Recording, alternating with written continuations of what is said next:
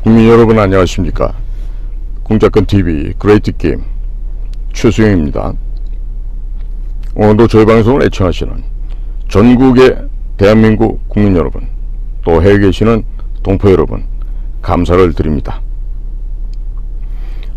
지금 명동에 있는 중국 대사관 앞에서 중국 천멸중공을 외치는 우리 대한민국의 선각자들께서 3월 22일 반국가단체 민노총을 전면 수사하라, 이러한 내용으로 선언문을 발표를 했습니다. 이 얘기가 더욱더 우리 국민 여러분들께 널리 확산될 수 있도록 제가 그 반국가단체 민노총을 전면 수사라는 이 내용의 선언문을 제가 한번 또 낭독을 하면서 국민들과 함께 공유하고자 합니다. 내용은 아래와 같습니다. 인류가 제2차 세계대전 종전 이후 가장 엄혹한 격동기를 맞이하고 있다. 그동안 대한민국의 번영을 보장했던 자유무역 질서가 흔들리고 있고, 금융이 불안한 가운데 고물가와 부채 문제로 고민하지 않는 나라가 없다. 우리는 국제분업체제가 재편성되는 와중에 사활을 걸고 우리의 입지와 역할을 반드시 확보해야 한다. 과학기술과 경제 분야에서 총성 없는 전쟁이 격화되는 한편 세계 각지에서 전운이 짙어지고 있다.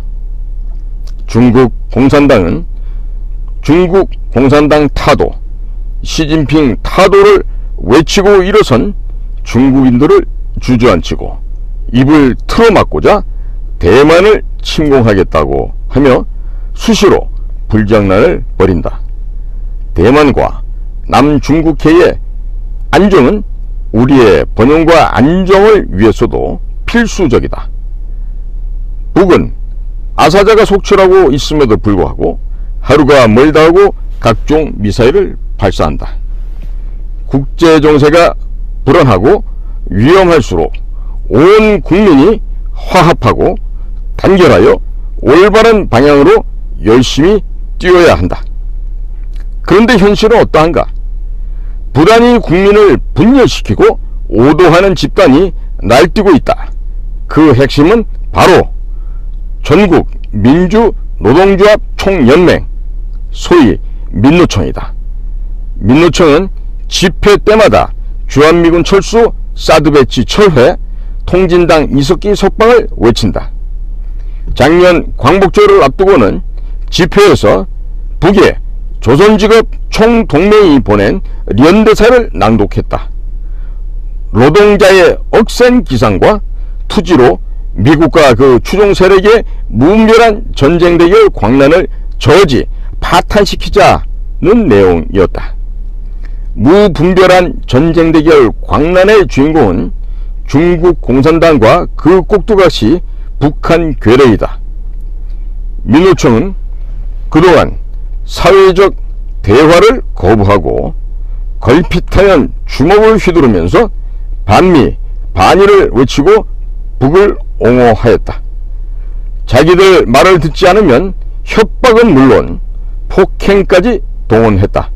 우리 국민은 민노총이 노동자들의 권익을 옹호하는 노동조합이 아니라 공산주의에 물든 조직폭력배 집단이라는 생각을 갖게 되었다.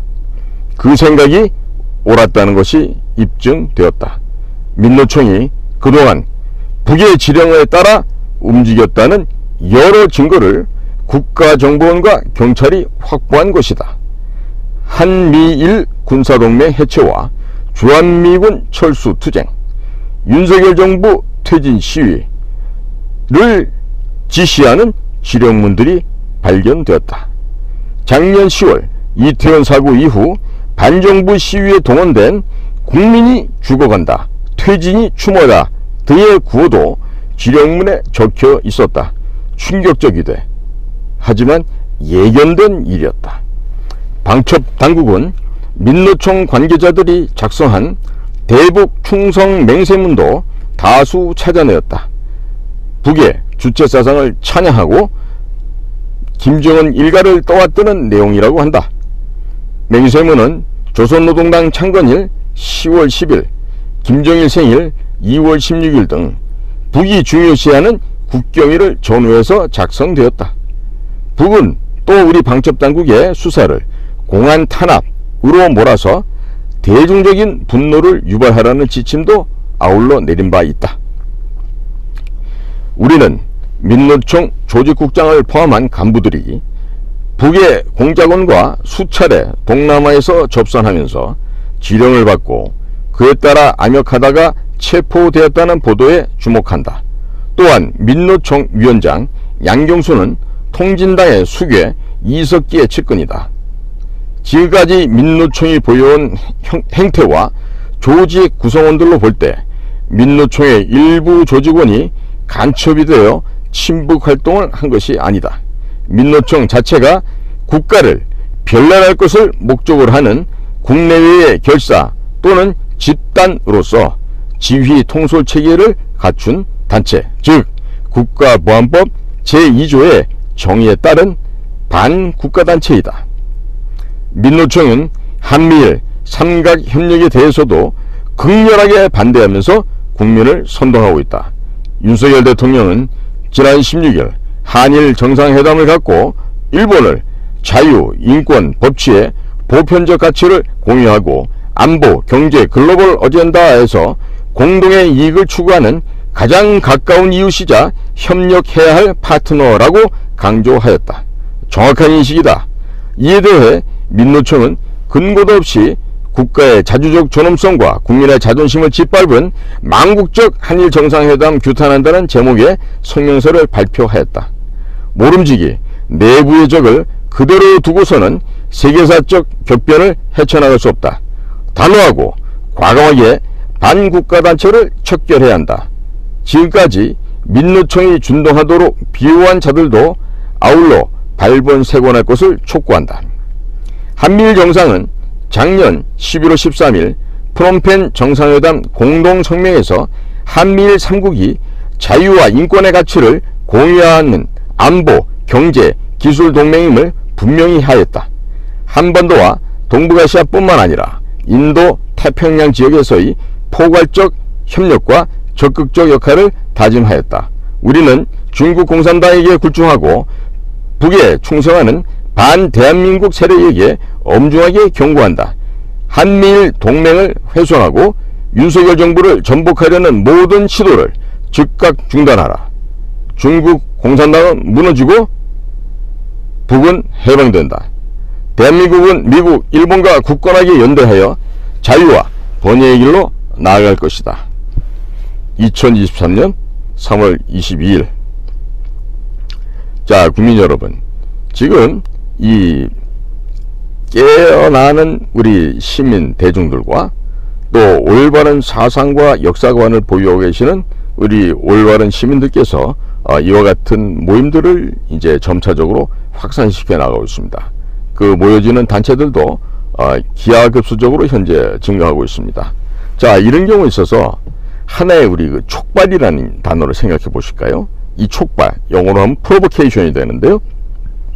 이 촉발이라는 단어가 바로 제가 해왔던 비밀 공작 사업의 그 의미와 그 영역을 한 단어로 축약하면 촉발이라고 얘기할 수가 있습니다. 프로보케이션입니다. 즉 이거는 explosion, 외부에서 폭발시키는 건 있지만요, 내부적으로 된 내파, 임플로전을 기도하고 조장해내는 이러한 일련의 은밀한 활동이 되겠습니다.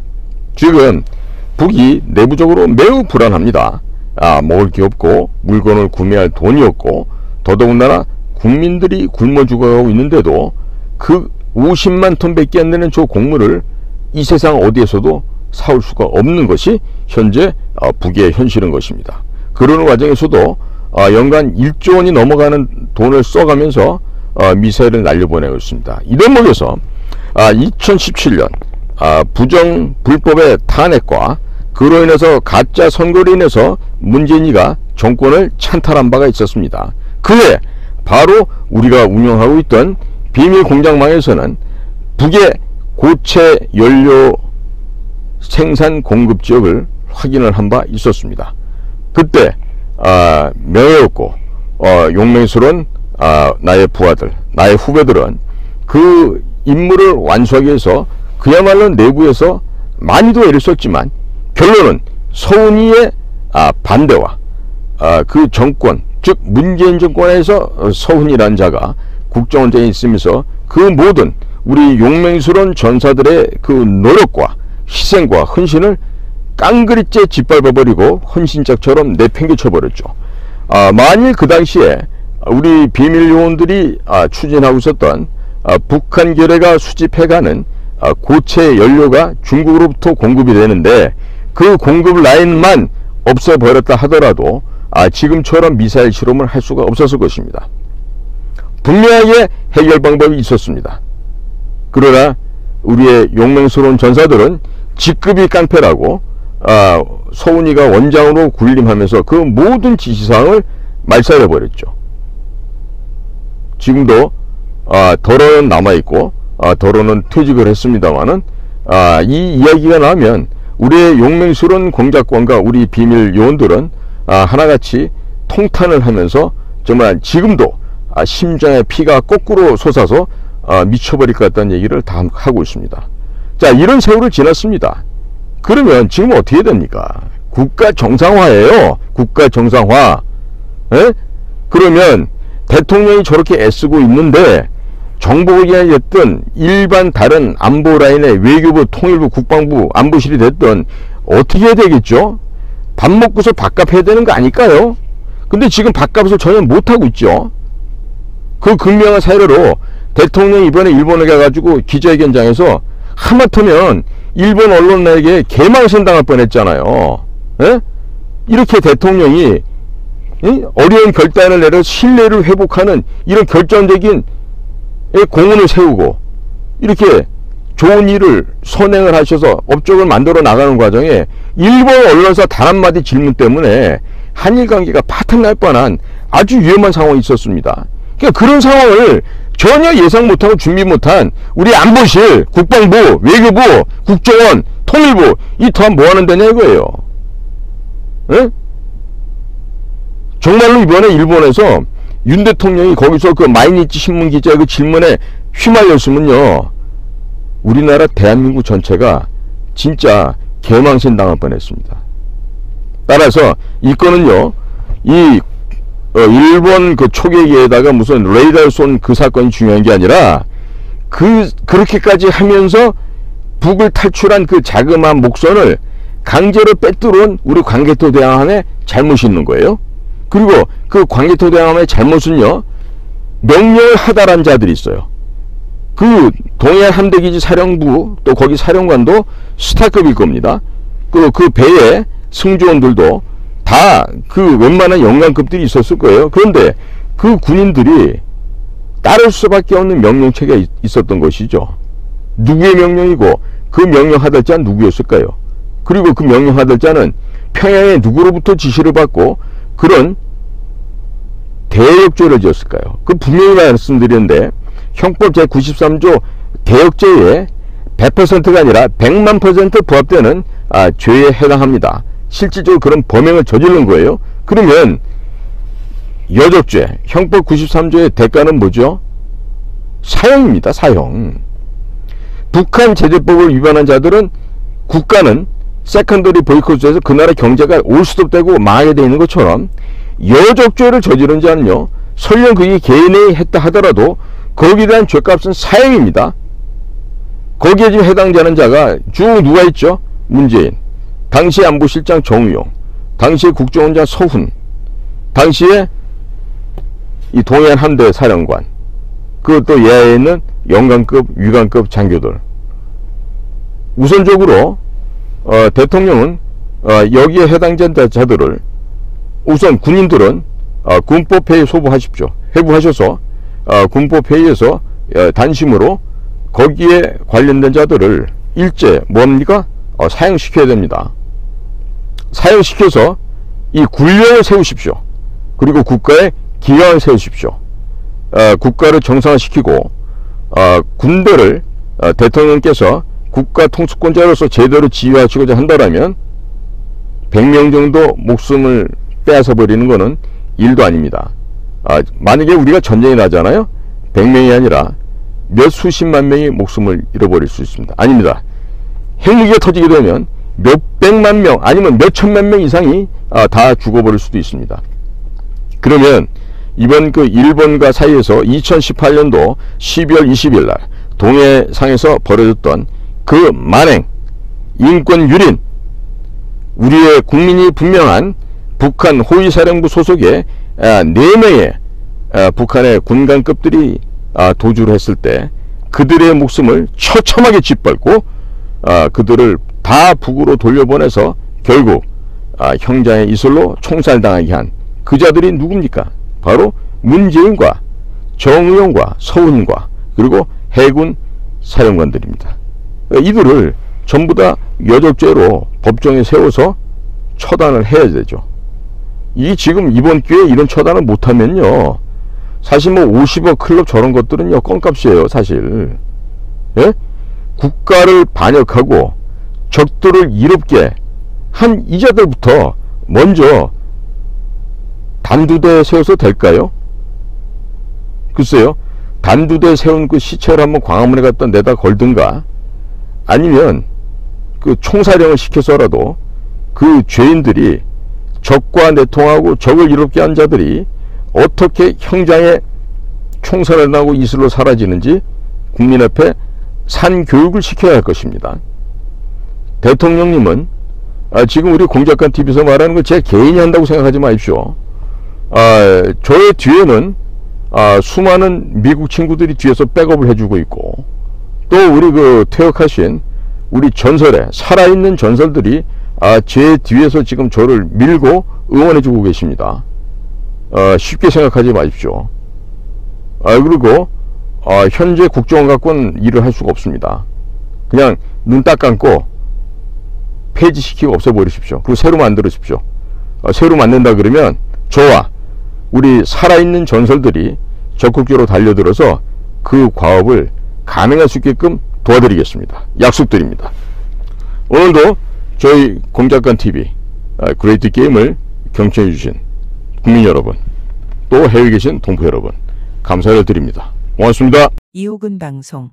구독, 좋아요는 좋은 방송을 만드는 데 큰 힘이 됩니다. 감사합니다.